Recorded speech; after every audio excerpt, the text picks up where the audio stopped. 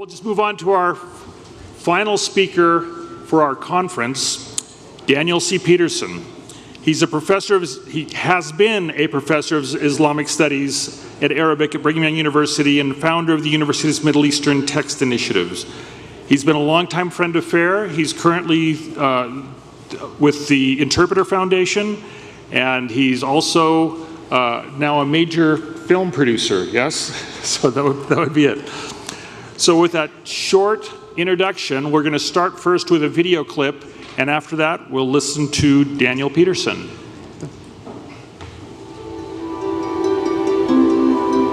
If Joseph had just said he saw God, people would say, we understand. All sorts of people have seen God. When he says he has plates, then he becomes a charlatan. A detractor can simply say, well, they're all lying. Every one of them's lying. You will see the plates. The Lord has declared it. Even antagonists of Joseph Smith seem to believe that he has something. And I have not denied my testimony, which is attached to the Book of Mormon, nor will I. This guy's anything but a cynic. Because it is true. He's a wholehearted believer, and that's why he leaves. I find that the witnesses are credible. Of course, we were in the spirit when we had the view, but we were in the body also. They were challenged time and time again to recant their testimonies. They never did. That's powerful stuff. Never doubt it. You do so at your own peril.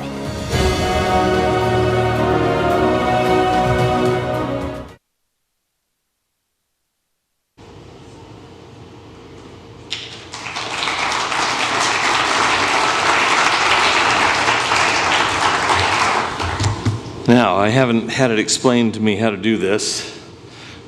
No clicker here. I guess you're doing it for me. So, well, some of you may know I've been involved recently in a film project about the witnesses to the Book of Mormon. You just saw a preliminary trailer for the second part of that. A lot of people think that the theatrical film that has been in theaters until recent, or is still recent, playing in theaters, that's all there is, but it isn't. In fact, the main part of it, as I always conceived it, is still to come, and that's a two-part docudrama, which will include interviews with scholars, LDS and non-LDS, and will broaden its coverage to beyond the 3 witnesses to the 8 witnesses and to the informal or unofficial witnesses. This project was considerably delayed by the COVID-19 pandemic. That was a preliminary bit of filming that we did. Now, I need to announce something before I forget it. As I say, the second installment, the docudrama, which is going to be called Undaunted, Witnesses of the Book of Mormon, that'll likely go public in early October or thereabouts. But I want to say something that's kind of important. It is news that just came to me in the forenoon today. The theatrical film is beginning to run down. It's showing in fewer and fewer theaters. Even Avatar and Titanic and Gone with the Wind eventually leave the theaters. So it's naturally begun to fade. It's still out there. It's in some theaters around here and some in Arizona and elsewhere, Idaho, at least last time I checked. But one really important thing is there are a lot of people who weren't able to see the film because it wasn't showing anywhere near them. So one thing that we've just engineered successfully is that during Education Week, the film will be shown in 4 theaters in the Provo-Orem area for a special showing during the period of Education Week. So if people are coming in, from outlying areas and so on to Education Week, I hope they'll have a chance. And if you haven't seen it, or if you know people who haven't seen it but who wanted to but might be coming to Education Week, I hope you'll mention that to them. And we're kind of pleased that we've managed to work this out, because a lot of big films are coming out, and there are actually more films than screens right now. So for us to be able to get those screens for witnesses during Education Week in the area around BYU is really a big deal for us. So anyway, you just saw a 1-minute ad for that docudrama. Now, my remarks today should be supplemented by the companion presentation that I gave for the 2020 FAIR conference just last year. Even together, they represent just a fragment of what could be said on this subject. Okay, according to ancient traditions, the early apostolic witnesses to the resurrection of Jesus paid a heavy price for their testimonies. I'll just run through these. You may know all of this, but Peter was crucified in AD 66 at his request upside down under the Emperor Nero. As it happens, the Apostle Paul, who was an apostle but not among the 12, not among the original 12 anyways, was beheaded that same year, also under Nero and also in Rome. It was a bad year to be a general authority. Andrew is said to have preached within the boundaries of today's Ukraine and around the Black Sea, as well as in Asia Minor, modern-day Turkey, and in Greece, where he was crucified. Thomas served as a missionary east of Syria, and traditionally even into India, where he was killed by 4 soldiers with spears. Philip, it is said, taught in North Africa, in Carthage, within modern-day Tunisia, and also in Asia Minor, where he was put to death. Bartholomew is claimed to have taught with Thomas in India, but also to have preached in Armenia, Ethiopia, and southern Arabia. The sources don't seem to agree on how or where he was martyred, but the leading candidates are being flayed alive and then beheaded in either Armenia or India. James, the son of Alphaeus, was reported to have preached in Syria, where Josephus says that he was stoned and then clubbed to death. Some traditions have him being crucified, though, in Lower Egypt, that is in the northern part of the country, near modern Cairo or in the Nile Delta. Simon the Zealot is said to have ministered in Persia and to have been killed when he refused to sacrifice to the sun god. Matthias, who replaced Judas Iscariot after Judas had betrayed Jesus and committed suicide, is reported to have been burned to death in Syria. Matthew, traditionally credited as the author of the gospel that bears his name, may have escaped martyrdom. Some sources say so, but others say that he was stabbed to death in Ethiopia. John was the leader in the Christian community in Ephesus, the major city in Asia Minor, again, the modern-day western coastal Turkey. And he was exiled to the island of Patmos during Domitian's persecution in the mid-90s AD. An early Latin tradition reports that he was cast into boiling oil at Rome, but escaped uninjured. No martyrdom is reported for him. And while we're at it, tradition says that Mark the Evangelist was dragged by a rope through the streets of Alexandria, Egypt, in AD 68 until he was dead. Now, very nearly 20 years ago, at the annual meeting of the Evangelical Philosophical Society in Denver, Colorado, November 2001, I guess it's actually over, well, no, not quite 20 years, I participated in a debate between 5 Latter-day Saint academics, that's including me, and 5 prominent evangelical Protestant philosophers and theologians. The 3-hour discussion was moderated by Richard Mao, a committed Calvinist, but a kind and fair-minded man who was serving as president of Fuller Theological Seminary in Pasadena, California at the time. It was, shall we say, a spirited and entertaining evening, at least for me. I thought the Latter-day Saint side did reasonably well and made a positive impression. For my purposes here, though, I want to mention just one small portion of that debate. It involves William Lane Craig. That name may be familiar to a few of you. He certainly ranks among the most prominent evangelical Protestant philosophers in the English-speaking world. Indeed, among the most prominent philosophers of religion in the world generally. And he's a person for whom I have considerable respect. He's a formidable and very experienced debater. At one point, Craig purported to contrast the evidence for Christianity with the evidence for what he termed Mormonism. I'm paraphrasing, but I think I'm reasonably close to his actual words. Christianity, he said, has 11 credible witnesses to its fundamental claim, the resurrection of Jesus. Mormonism has absolutely nothing that's even remotely comparable. I remember glancing at Richard Mao, the moderator. He looked back at me and rolled his eyes. It was really as if Dr. Craig had fastened a debater's equivalent of a kick-me sign on his posterior. Fortunately, I was the one who was supposed to respond to him, so I didn't miss the opportunity, because the Restoration does have credible witnesses, and whether coincidentally or by divine design, there are, if one has in mind the official witnesses to the Book of Mormon, even precisely 11 of them. A few years thereafter, in connection with a lecture in the Midwest, my wife and I drove around a bit in western Missouri. It's an arguably weird interest of mine. This is not western Missouri. But I was trying to track down the graves of the witnesses to the Book of Mormon in that part of the state near Independence. Most of them are located there. Driving through the countryside, we noticed church after church festooned with signs and even banners inviting people to enroll for a tour to the Holy Land. Now, nobody's a stronger advocate of touring the Holy Land than I am. Most of my Middle Eastern residency has been in Egypt, but I've lived in Israel and Palestine for about a year altogether, and I've visited it more times than I can count. I've even led somewhere between, 15, 20 such tours myself. But I really wanted to be able to tell the residents of that part of Missouri that while they were thinking about traveling to Israel in order to visit sacred sites connected with scriptural history, the landscape right around them was dotted with the graves of witnesses directly comparable to those described in the New Testament. Yet I'm betting they were entirely unaware of the fact. It's true, of course, that the witnesses to the Book of Mormon didn't suffer violent death at the rate that the ancient apostles did. For all of its imperfections, life in the United States, even on the Missouri frontier, was more secure than under Nero. Even so, they suffered considerable hardship and persecution. Indeed, at least one of them, Hiram Smith, was a martyr in the fullest sense of the word. Perhaps responding to suggestions that the experience of the 8 witnesses was merely spiritual and visionary, Hiram insisted during an 1838 speech that it was entirely real. He said that he had but 2 hands and 2 eyes, Sally Parker remembered in a letter written in August of that year. He said he had seen the plates with his eyes and handled them with his hands. And Hiram himself wrote in December 1839 of his sufferings in Missouri, where he and Joseph and others had been arrested in the fall of 1838 and then imprisoned in the ironically named Liberty Jail from the beginning of December to the beginning of April.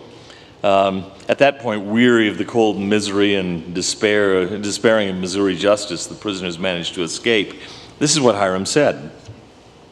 Having given my testimony to the world of the truth of the Book of Mormon, the renewal of the everlasting covenant, and the establishment of the kingdom of heaven in these last days, and having been brought into great afflictions and distresses for the same, I thought that it might be strengthening to my beloved brethren to give them a short account of my sufferings for the truth's sake, and the state of my mind and feelings while under circumstances of the most trying and afflicting nature.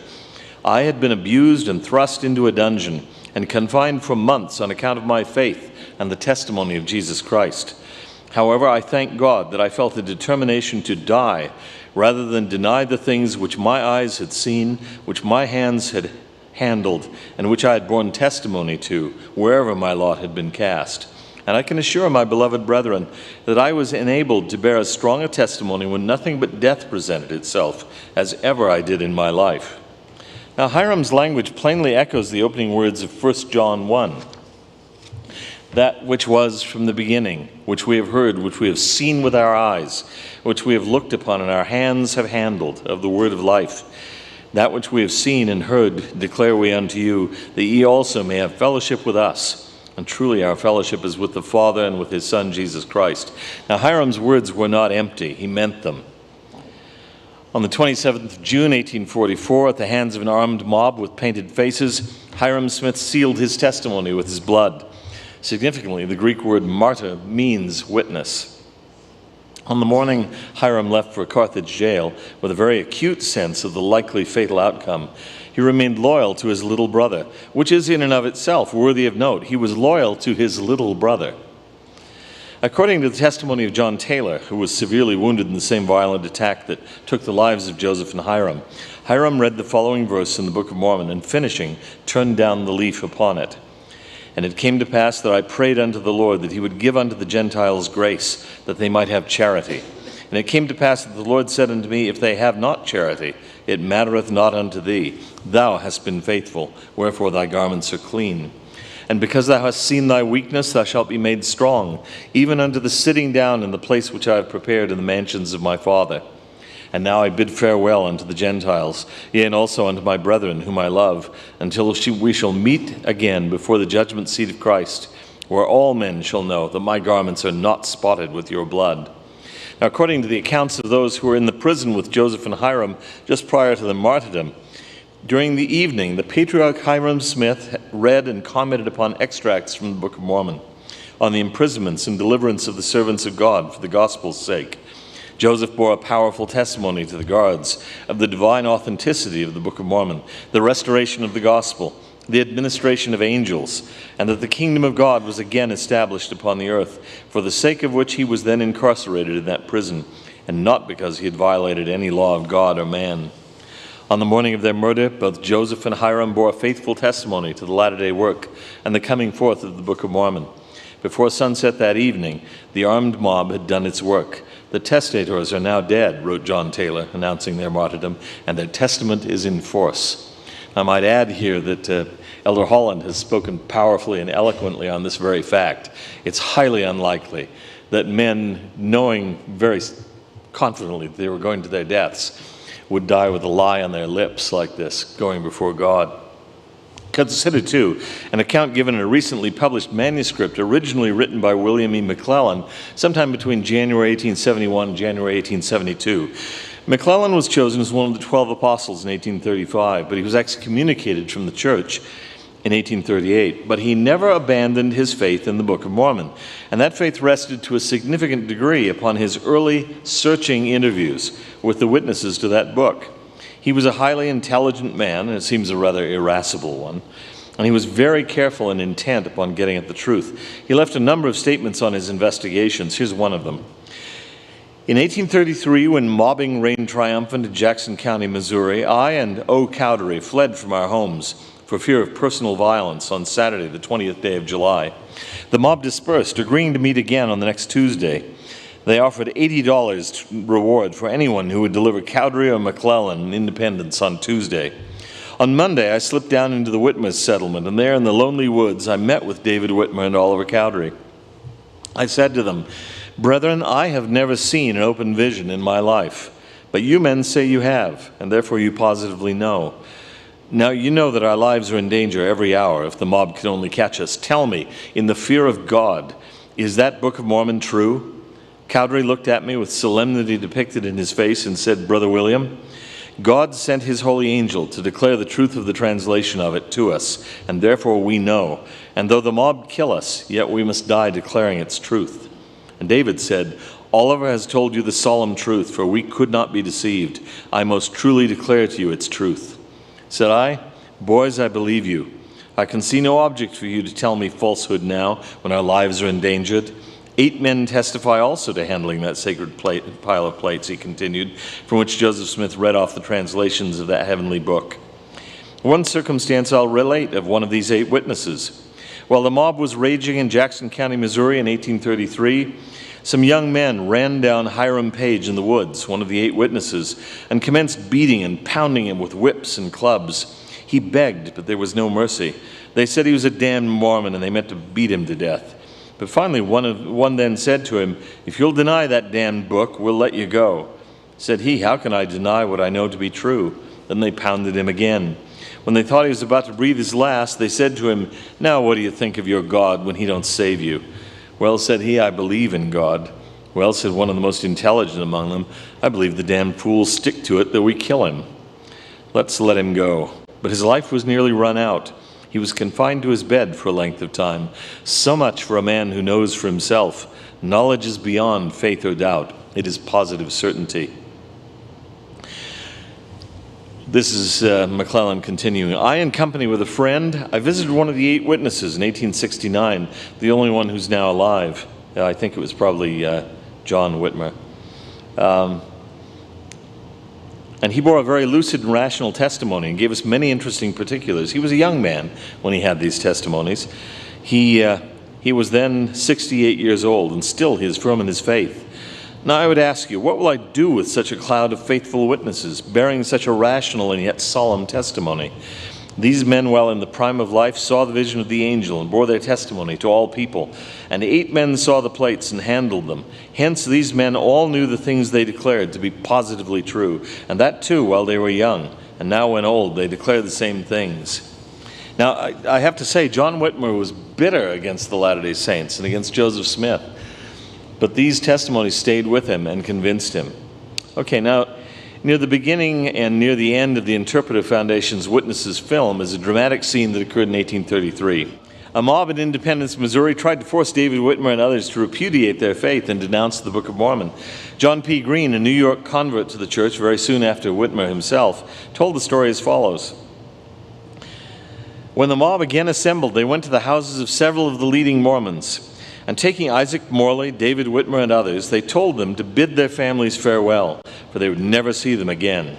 Then, driving them at the point of the bayonet to the public square, they stripped and tarred and feathered them amidst menaces and insults. We decided in our film to forego the tarring and feathering. Turns out it's kind of difficult to do, and not very pleasant for the actors, even if you don't use real hot tar and feathers. It's just so, and there were budget limitations. Tar's cheap, but we couldn't afford it, right?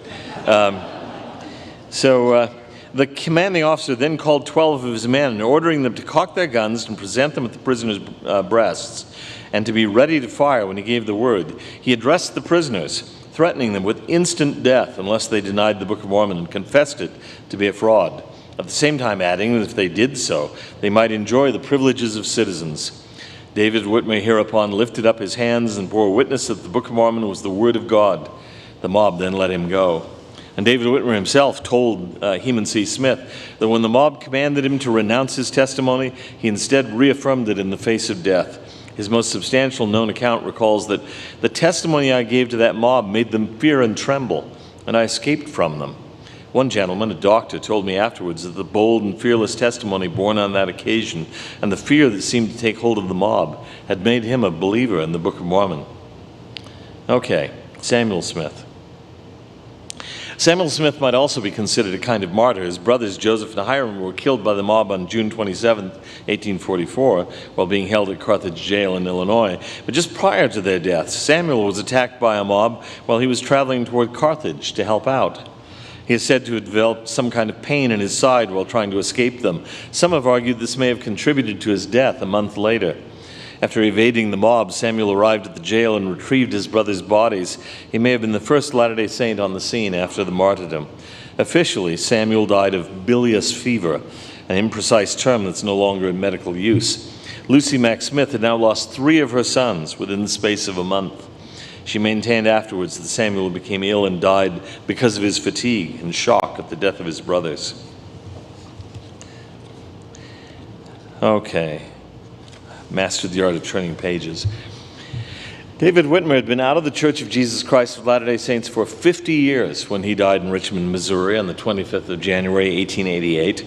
It had been fully 60 years since his experience with the angel in the plates, but he wanted his testimony about the Book of Mormon to be heard even beyond his death. Note the 2 books, presumably the Bible and the Book of Mormon, carved atop his grave marker, and the words carved into its side. The record of the Jews and the record of the Nephites are one. Truth is eternal. At this point, a skeptic might well point out that people often believe things that are plainly incorrect. And not uncommonly, they die or are willing to die for falsehoods. History is replete with martyrs for communist revolution, extremist Islam, and the like. So a willingness to die for it doesn't prove a proposition or a belief system true. But there's a distinct difference, in my view, between lifelong devotion to a conclusion that one has mistakenly drawn, or to a worldview that one has embraced in error, and a readiness to endure persecution and even to die for a claimed experience. The early disciples of Jesus hadn't just reasoned their way into Christianity. They had, they firmly believed, seen the risen Christ. And that experience utterly transformed them. If they knew it to be false, if they were deceivers, would they have embraced martyrdom for it? Mainstream modern Christian scholars and apologists make that argument regarding the resurrection of Jesus, and they're right to do so. But the same argument can be made for the witnesses to the Book of Mormon. Maybe, though, they were sincere but sincerely hallucinating. To respond to that idea, I'm going to be drawing for the next portion of my remarks here on the work of the evangelical Protestant philosopher Gary Habermas and the physician Joseph Bergeron regarding the resurrection of Christ. Their arguments seem entirely appropriate, in my judgment, to the Book of Mormon witnesses as well. In an effort to maintain a naturalistic worldview, 3 distinct psychiatric explanations have been proposed for the disciples' claim of having seen and interacted with the resurrected Jesus: hallucinations, conversion disorder, and bereavement experiences. Now, neither conversion disorders nor bereavement experiences have any clear relevance to the Book of Mormon and to the witnesses, so we'll concentrate here on hallucinations. We'll use Bergeron and Habermas's definition of hallucinations as perceived experiences of one or more physical senses without external stimulus, or without physical referent, which is to say, very importantly, that hallucinations are personal and subjective. The atheist German New Testament scholar Gerd Ludemann will serve as an example of the hallucination thesis applied to the Easter story. Ludemann suggests that Peter experienced a visual hallucination of Jesus due to his severe guilt and grief, and that Peter's subjective vision was followed by similar hallucinations among the other disciples, which spread by a kind of contagious religious ecstasy, an incomparable chain reaction, he calls it, even resulting in incomparable is right. Even resulting in group hallucinations. Tales of Christ's resurrection appearances represent, quote, a shared hallucinatory fantasy, end quote. The early Christian disciples, says this elite German academic, were susceptible to such psychological phenomena owing to their lack of cultural and intellectual sophistication. At this point, a critic of the restored church might spring to sudden attention. After all, nobody has ever accused the Book of Mormon witnesses of being cultural and intellectual sophisticates. Might they not have been, quote, susceptible to contagious religious ecstasy, end quote, just like Ludemann's early Christian disciples? However, Ludemann's incomparable chain reaction, vague but dismissive, is mere hand-waving. It explains nothing. It's no better than Fawn Brodie's brushing aside of Mary Whitmer's unexpected experiences of the plates and the messenger out in the Whitmer barn with Brodie's phrase, with her dismissive, Joseph must have marveled at his ability to induce visions in others. Well, he should marvel at such a thing. Who can do that? The hallucination hypothesis as a way of dismissing claims of Christ's resurrection, say Bergeron and Habermas, is primarily proposed by non-medical writers and found in debates or theological books by New Testament scholars rather than being subjected to a more appropriate specialized medical readership. As a result, the analysis of potential medical causes for these hallucinatory symptoms is generally flawed and often absent. Psychiatric hypotheses for the disciples' post-crucifixion experiences of Jesus are not to be found in peer-reviewed medical literature. This is noteworthy since these hypotheses propose hallucinatory symptoms which imply an underlying medical pathology. A hallucination is a symptom, Bergeron and Habermas say, not a diagnosis. Some consideration of a purported hallucination's cause seems to be demanded. There are basically three kinds of etiology or cause for hallucinations. Psychophysiologic, arising from alteration of brain structure and function. Psychobiochemical, due to neurotransmitter disturbances. Psychodynamic, arising from intrusion of the unconscious into the conscious mind. Let me take these in turn. Psychophysiological hallucinations can be caused by such things as structural injuries to the brain, including tumors and midbrain strokes, lesions, and seizures. Now, what are the odds that all of the early witnesses to the resurrection of Christ were victims of structural brain injuries? What's the probability that the 3 witnesses to the Book of Mormon, the 8 witnesses, and the various unofficial or informal witnesses were all suffering from tumors, strokes, or lesions? Is there any evidence that any of them suffered seizures? No, there isn't. Psychobiochemical. Biochemical derangement or delirium can result from such things as toxicity, drug effects and drug withdrawal, infections, and of course, specifically hallucinogenic drugs. In his 1970 book, The Sacred Mushroom and the Cross, the late Dead Sea Scrolls scholar John Allegro proposed the theory that no historical Jesus ever existed, that early Christianity was focused instead on the psychedelic mushroom Amanita muscaria, and that the New Testament is a coded account of the early disciples' adventures in an ancient sex and mushroom cult. To say that Allegro's proposal wasn't well received would be the understatement of the decade. His graduate mentor at Oxford denounced it. Another academic predicted, accurately as it turned out, that he would never again be taken seriously as a scholar. He was forced to resign his academic position. His publisher eventually apologized formally for the book. Philip Jenkins pronounced The Sacred Mushroom and the Cross, quote, possibly the single most ludicrous book on Jesus scholarship by a qualified academic, end quote. In 2019, an article appeared in the Online Journal of Psychedelic Studies arguing that Joseph Smith employed naturally occurring herbal chemicals to induce hallucinatory visions in his followers. There's little, if anything, in the argument to take seriously, though it might perhaps supply some context for Captain Kirk's explanation to a puzzled 1986 Earthling in Star Trek IV, The Voyage Home, that Mr. Spock was harmless. Quote, says Captain Kirk, back in the 60s, he was part of the free speech movement at Berkeley. I think he did a little too much LDS, end quote. I wondered, learning of the thesis, whether we narrowly missed having a church named Sgt. Pepper's Lonely Hearts Club Band. A friend suggests the theory be called Lucy Mack Smith in the Sky with Diamonds. Now, Brian Hales, who you just heard, former president of the Utah Medical Association, recently reviewed the Journal of Psychedelic Studies article in Interpreter, Journal of Latter-day Saint Faith and Scholarship. His review, which is available at no charge online, is entitled Visions, Mushrooms, Fungi, Cacti, and Toads. Anyway, it has not had much reception among scholars. Psychodynamic. Mental illness or psychoses such as schizophrenia can be associated with visual or auditory hallucinations. Again, though, one has to ask how likely it would be for all of the witnesses to Christ's resurrection, or all of the many witnesses to the Book of Mormon, counting the unofficial ones, there are probably, at least 16, 17, something like that, to be suffering from a severe psychosis. Indeed, where's the evidence that any of them did? However, suggestions that the Book of Mormon witnesses hallucinated their experiences with the plates and the angel and the other artifacts are rarely, if ever, couched in such specific medical terms. More commonly, it's simply vaguely insinuated that as residents of the early 19th century, they lacked the close contact with the real world that we sophisticated moderns enjoy.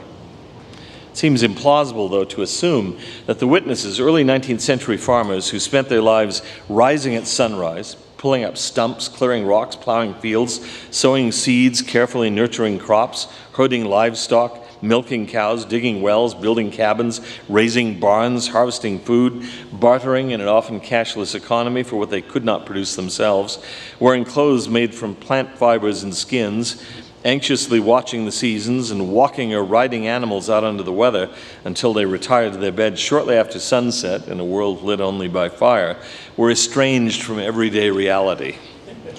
It's especially unbelievable when the claim is made by people whose lives, like mine, consist to a large extent of staring at digital screens in artificially air-conditioned and artificially lit homes and offices, clothed in synthetic fibers, commuting between the two in enclosed and air-conditioned mechanical vehicles while we listen to the radio, chat on our cell phones, and fiddle with our iPads, whose inner workings are largely mysterious to us, who buy our prepackaged food with little or no regard for the time of the season by means of plastic cards and electronic financial transfers from artificially illuminated and air-conditioned supermarkets and meshed in international distribution networks of which we know virtually nothing, the rhythms of whose daily lives are largely unaffected by the rising and setting of the sun. Somehow the current generation seems ill-positioned, to me anyway, to accuse the witnesses' generation of being out of touch with nature and reality.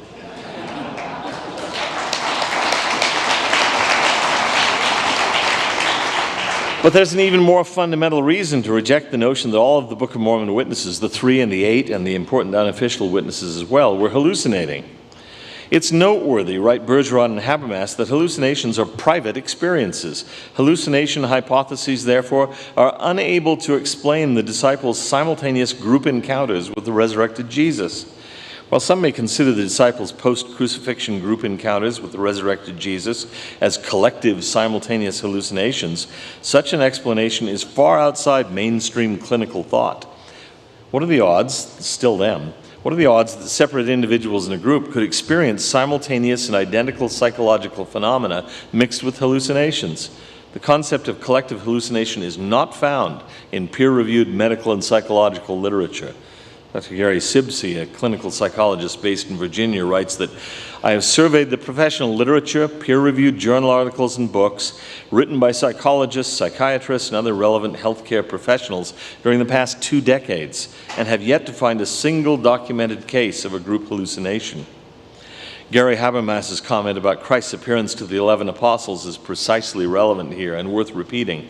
Hallucinations are private events observed by one person alone. 2 people cannot see the same hallucination, let alone 11. In support of his position, he cites personal correspondence from the clinical psychologist Gary Collins, who writes, "Hallucinations are individual occurrences by their very nature.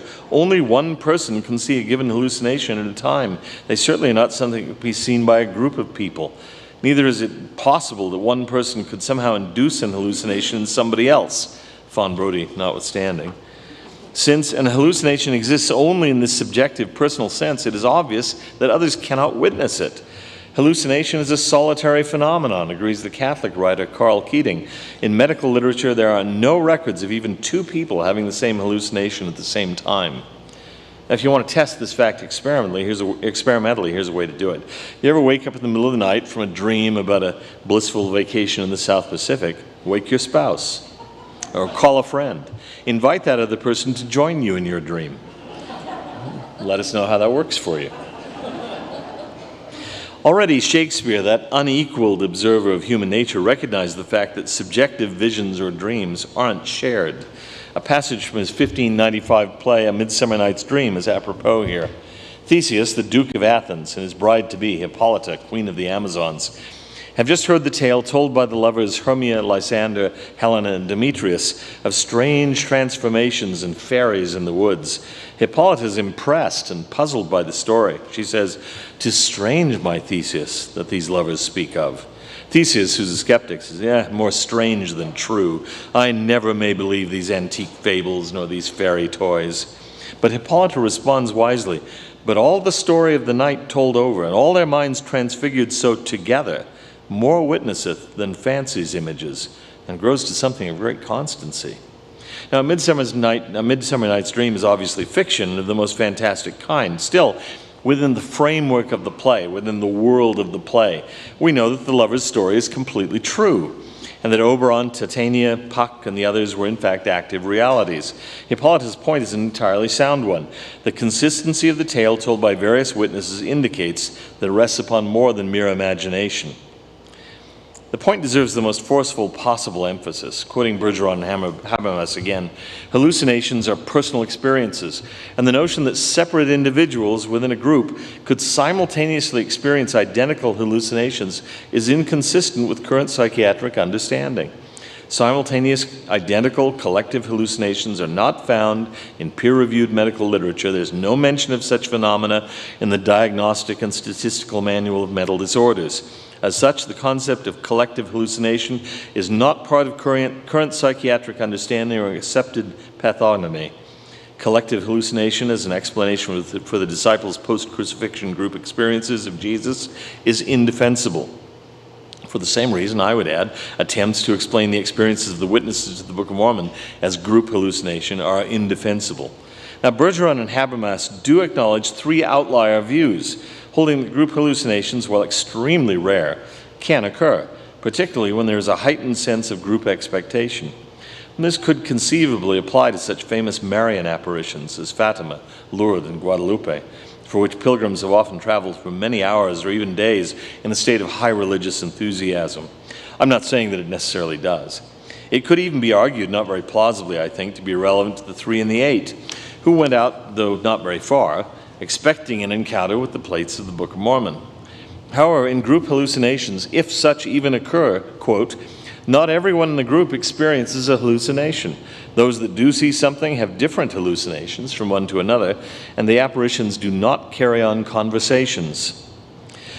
But all of the apostles after the first Easter saw and heard the same things. The accounts of the 3 witnesses and the 8 witnesses are consistent among themselves, and neither the women at the tomb, nor the 2 disciples on the road to Emmaus, nor the informal witnesses to the Book of Mormon, for example, Lucy Harris, Lucy Mack Smith, Catherine Smith, William Smith, Josiah Stoll, and Mary Musselman Whitmer, whom I discussed in my Fair Mormon remarks last year, were expecting what they experienced. There was no heightened sense of group anticipation.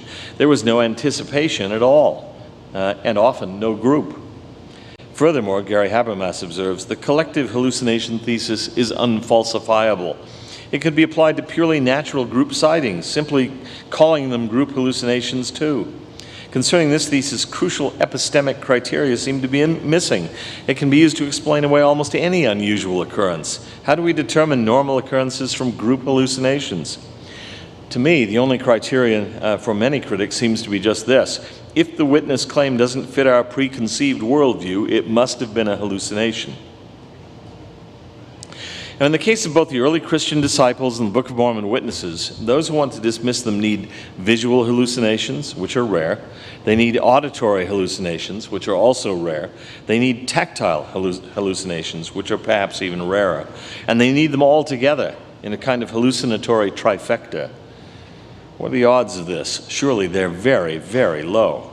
Furthermore, as Habermas points out, the wide variety of times and places that Jesus appeared, along with the differing mindsets of the witnesses, is another formidable obstacle. The accounts of men and women, hard-headed and soft-hearted alike, all believing that they saw Jesus, both indoors and outdoors, provide an insurmountable barrier for hallucinations. The odds that each person would be in precisely the proper and same frame of mind to experience a hallucination, even individually, decrease exponentially. And the same reason applies to the Book of Mormon witnesses. The 3 witnesses had their experience separately from the 8. Moreover, the 3 witnesses had their experience in 2 separate groups, one made up of Joseph Smith, Oliver Cowdery, and David Whitmer, and the second composed of Joseph Smith and Martin Harris. Even the 8, according to one account, may have seen the plates in 2 distinct groups of 4 each. And Lucy Harris, Lucy Mack Smith, Catherine Smith, Mary Whitmer, Josiah Stoll, and William Smith all had their experiences quite separately, under different circumstances, and bringing different attitudes to the encounter. Here's yet another consideration pointed out by Habermas. Generally, hallucinations do not transform lives. Studies indicate that even those who do hallucinate often disavow the experiences when others present have not seen the same thing. Critics acknowledge that Jesus' disciples were transformed even to the point of being willing to die for their faith. No early text reports that any of them ever recanted. It is highly unlikely that this quality of conviction came about through false sensory perceptions without anyone rejecting it later. I hardly need to add for this audience that precisely the same thing can be said of the witnesses to the Book of Mormon. In my judgment, the hallucination thesis fails completely for both the resurrection of Christ and the reality of the golden plates. Bergeron and Habermas provide a good summary conclusion. The proposed hallucination hypotheses are naive in the light of medical and psychiatric pathonomic considerations. Those suffering illnesses characterized by hallucinations are sick. They require medical and psychosocial support, a structured environment, pharmacological support, and behavioral treatment. Persons suffering from psychosis in Jesus' time, not having the benefit of modern medical treatment, might well have been considered lunatics or demon-possessed. They would be unlikely candidates to organize as a group and implement the rapid and historic widespread expansion of the Christian religion during the first century. In the end, hallucination is clinically implausible and historically unconvincing as an explanation for the claims of either the Lord's ancient witnesses or his modern ones. Nor, I add, would such mentally ill individuals go on to the career in journalism, politics, and the law that Oliver Cowdery enjoyed for his 10 years out of the church. Nor were they likely to be able to manage the successful businesses that David Whitmer ran for many years in Richmond, Missouri, despite his connection with an extremely unpopular religious movement, let alone to be elected mayor of the city as he was. In the end, to borrow language from Bergeron and Habermas, hallucination is clinically implausible and historically unconvincing as an explanation for the claims of either the Lord's ancient witnesses or his modern ones. So what are we left with? I focus on the official witnesses to the Book of Mormon at the close, quoting at perhaps too much length from a classic discussion by Elder B.H. Roberts. The testimony of the 8 witnesses he wrote nearly a century ago differs from that of the 3 witnesses in that the view of the plates by the latter was attended by a remarkable display of the glory and power of God and the ministration of an angel. But no such remarkable display of God's splendor and power was attendant upon the exhibition of the plates to the 8 witnesses. On the contrary, it was just a plain, matter-of-fact exhibition of the plates by the prophet himself to his friends. They saw the plates, they handled them, they turned the leaves of the old Nephite record, and saw and marveled at its curious workmanship. No brilliant light illuminated the forest or dazzled their vision. No angel was there to awe them by the splendor of his presence. No soul-piercing voice of God from the midst of a glory to make them tremble by its power. All these supernatural circumstances present at the view of the plates by the 3 witnesses were absent at the time when the 8 witnesses saw them.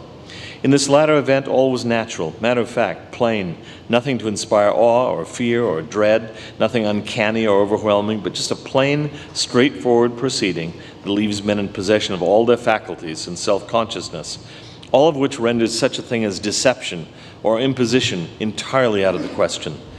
They could pass the plates from hand to hand, guess at their weight, doubtless considerable, that idea being conveyed in their testimony, we have seen and hefted. We know of a surety that said Smith has got the plates. They could look upon the engravings and observe calmly how different they were from everything modern in the way of record-making known to them, and hence the conclusion that the workmanship was not only curious, but ancient. But the testimony of the 3 and the 8 witnesses respectively stands or falls together. If the pure fabrication theory is adopted to explain away the testimony of the 8 witnesses, there's no reason why it should not be adapted to explain away the testimony of the 3. But every circumstance connected with the testimony of all these witnesses cries out against the theory of pure fabrication. It is in recognition of the evident honesty of the 3 witnesses that the theory of mental hallucination is invented to account for their testimony, as it is also the evident honesty of the 8 witnesses that leads to the admission by many anti-Mormon writers that Joseph Smith must have had some kind of plates which he exhibited to the 8 witnesses, though he may not have obtained them through supernatural means. The hallucination theory breaks down under the force of the matter-of-fact testimony of the 8 witnesses, from which all possible elements of hallucination are absent. The manifestation of divine power, through which the 3 witnesses received their testimony, destroys the theory of deception alleged to have been practiced by the prophet on the credulity of the 8 witnesses by exhibiting plates that he'd either manufactured himself or some ancient plates accidentally discovered. Such then is the force of this direct testimony of the 11 witnesses to the truth of the Book of Mormon, the testimony of the 3 and the 8, when considered together. So my conclusion, the witnesses were sincere. They were not hallucinating. There were plates. There was an angel. The voice of God confirmed the translation. The implications of these simple facts are breathtaking. They confirm that God lives, that Jesus is the redeeming Christ, and that the church and gospel have been restored. That's quite a bit. In the name of Jesus Christ, amen.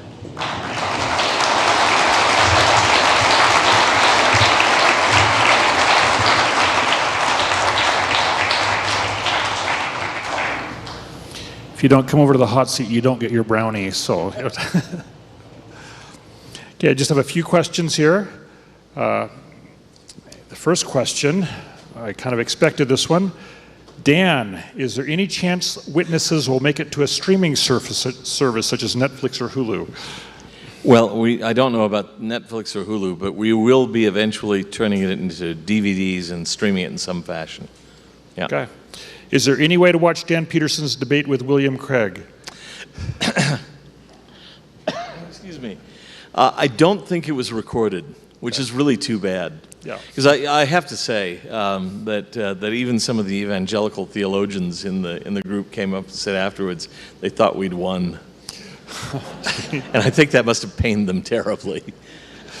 Oh, so I wish it were preserved for posterity. Yes. But you know, the fact that it's not allows me to make that claim that we won. So. That's right.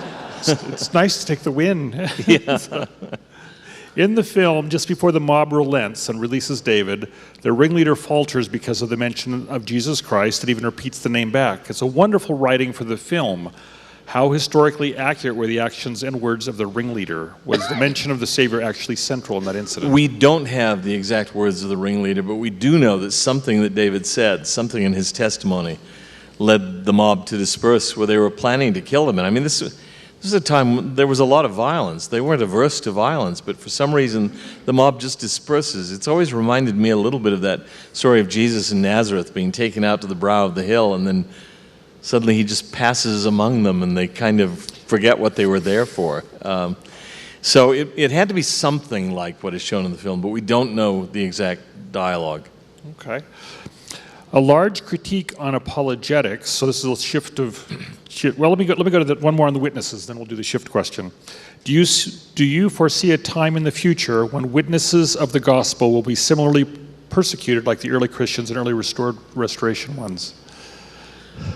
Yeah, I do actually, and I'm not happy to say that, but I think with the shift in social values and so on, I can see society turning against not only Latter-day Saints, but conservative Christians, conservative Jews, for their stance on social issues and things of that kind, that it will be more and more difficult to get certain kinds of jobs, to be accepted to certain graduate schools. I've heard rumors, I don't know that they're true, but certain graduate schools who just say, well, graduates of BYU, they come with these social issue attitudes, presumably fairly conservative, so we just won't accept them anymore.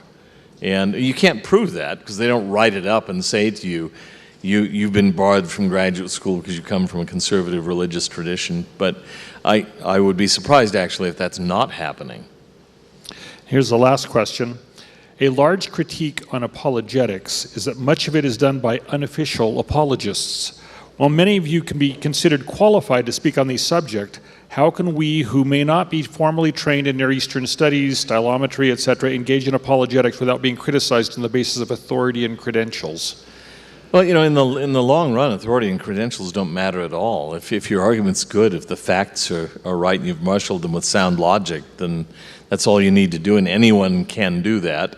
And any person with credentials can fail at doing that. It happens all the time. It does. So, that's a simplistic answer, I know. But, fundamentally, arguments have to be carried on the basis of their quality, not the credentials of the person advancing them. If it's a silly argument, it doesn't matter how many doctorates you have after your name. It's a bad argument. On the other hand, if you make a good argument, and some of the best people I know, I could name a few people in academia who, for some reason or another, never got doctorates. There was one, Peter Brown, who taught at Princeton. I actually sat in on it was odd because it was a doctoral defense of one of his students, and I thought, there's something funny here that Peter Brown doesn't actually have a doctorate, but he's conducting the investigation of one of his PhD candidates to grant him a doctorate. Peter Brown was the most widely recognized authority on the period of late antiquity, and I don't know why, but he got an MA at Oxford and then quit and just turned to writing. But nobody would have dared to question his mastery of the subject. You have been the concluding speaker at fair conferences since 1999, every year. So we want to express our appreciation to you and all that you've done.